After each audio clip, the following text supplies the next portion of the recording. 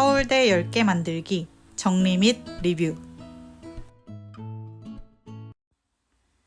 1. 전사사회 스카이의 지위 독점, 지위 권력으로서의 대학 소수의 전사와 다수의 평민이 존재하는 카스트 제도 전사는 모든 사회적 자원과 명예를 가집니다. 그리고 이 사회에서는 전사 계급의 자녀와 평민 계급의 자녀 모두에게 학교에 다닐 기회를 주어 전사를 선발합니다. 이 사회는 평등하고 공정하며 정의로운 사회일까요? 전사 사회에는 전사와 평민, 이 두 계급만 존재하기 때문에 전사 사회가 완벽하게 기회 균등을 달성했다 하더라도 그것은 좋은 사회가 아닙니다. 공정했다고 말할 수 있다 하더라도 정의로운 사회는 아닙니다. 한국 사회에서는 전사 사회와 같이 스카이 대학이 지위 권력을 독점합니다.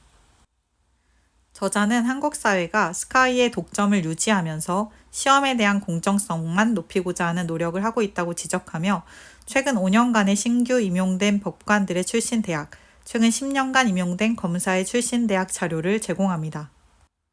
대법원에서 제공한 자료인데요. 법관의 출신 대학만 살펴보면 서울대 239명, 고려대 79명, 연세대 50명으로 거의 스카이의 독점이 명확해 보입니다. 좀 다른 이야기일 수 있겠지만 2023년 레가툼 세계 번영지수에 따르면 우리나라 사법 시스템의 신뢰도는 167개국 중 155위였다고 합니다. 바늘구멍을 뚫고 지위 권력을 얻은 분들의 최종 결과물이 이렇다면 현 교육 시스템의 방향성에 대한 질문이 필요해 보입니다. 2. 대학 병목체제. 병목사회는 곧 독점사회입니다.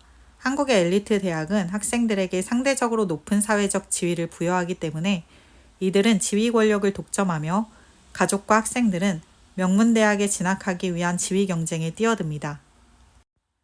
한국에서는 스카이에 들어가기 위한 치열한 경쟁이 유년기부터 시작되며 한국의 사교육비는 한 해 30에서 40조 원에 달해 세계 1위입니다. 한국의 엘리트 대학의 80%는 서울에 집중되어 있으며 이는 부동산 가격과도 직결됩니다.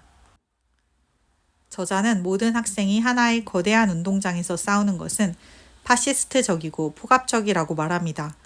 일원화되고 총체화되고 편집증적인 체제라고 말합니다.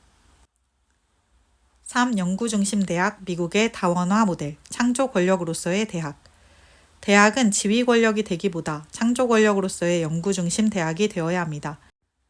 스탠퍼드 대학과 같은 연구중심 대학의 졸업생들이 세운 회사는 39,000개이고 이 회사들은 540만 개의 일자리를 창출했습니다. 스탠퍼드 대학의 1년 예산은 7조 6천억 원입니다.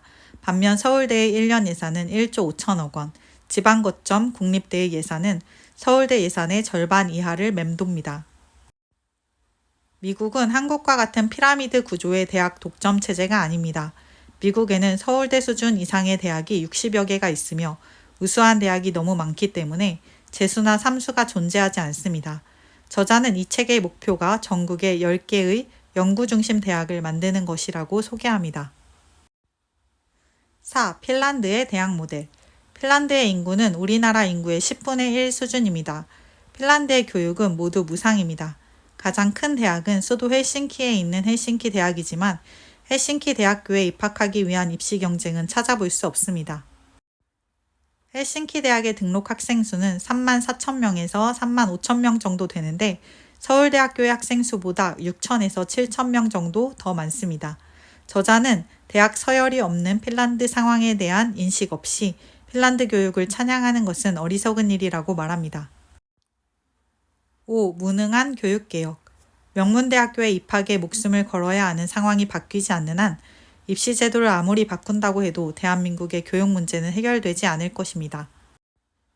객관식 시험 풀기에 지옥으로 빠져드는 정시, 1, 2점에 목숨 걸게 하는 1에서 9등급의 내신 상대평가, 너무 다양하며 조작의 가능성이 있고 학생들을 혹사시키는 학종, 한국 교육의 근본적인 문제인 대학 병목 현상이 해결되지 않는 한 한국의 교육 문제를 해결할 수 있는 입시 제도를 찾기란 불가능합니다.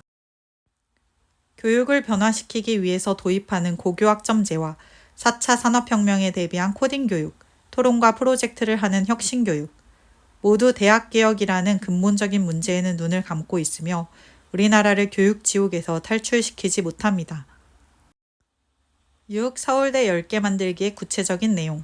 지은이가 주장하는 서울대 10개 만들기 안은 미국 캘리포니아 대학 체제를 벤치마킹한 연구 중심의 대학, 즉 학부 교육뿐 아니라 대학원 교육에 중점을 두는 대학을 각 거점 지역에 하나씩 총 10개를 설립하는 안입니다.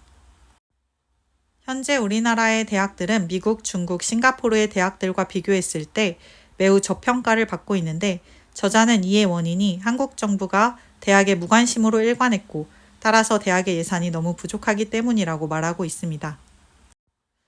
저자는 각 지역 거점에 서울대 수준의 대학을 10개 만들고 집중적인 투자를 한다면 서울대 학위라는 상징 자본이 양적으로 많아지므로 그 가치는 떨어지고 제한된 숫자만 들어갈 수 있는 대학의 병목 현상도 없어질 것이라고 주장합니다. 제가 정리한 책의 내용은 여기까지입니다. 서울대 10개 만들기라는 제목을 보고 글을 읽어내려가면서 이것을 실행하려면 이해관계가 얽혀있는 수많은 사람들의 반대를 뛰어넘어야 하기 때문에 쉽지는 않아 보였습니다. 특히 우리나라처럼 서울대를 비롯한 명문대로 불리는 대학의 출신들이 권력을 독차지하고 있는 경우에는 더더욱 이 안이 실현되기란 어려울 것입니다. 하지만 이 해법이 제가 지금까지 보아왔던 교육개혁의 방안 중 가장 핵심적 문제를 다룬 개혁안이라는 생각도 동시에 하게 되었습니다. 아무리 교육개혁을 한다고 발버둥 쳐도 학부모들은 자신의 아이들을 명문대에 보내기 위해 유치원 때부터 경쟁을 시작합니다. 따르면 뱃속에서부터 경쟁한다고 봐도 무방합니다. 한국의 학생들은 아동학대를 당한다는 평가를 해외 언론으로부터 받고 있고 한국의 중고등학생들은 밤 12시까지 학원에 매여 있는 생활을 하고 있습니다.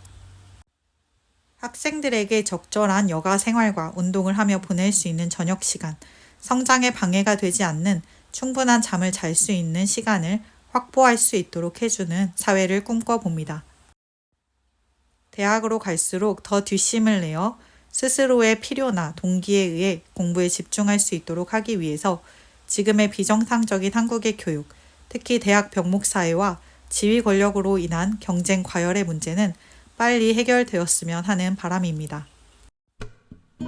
과연 될까? 라는 질문을 하게 되지만 김종현 교수님의 서울대 10개 만들기 안이 많은 사람들의 공감을 얻어내고 힘을 받았으면 하는 바람을 담아 이 책을 소개해 드립니다.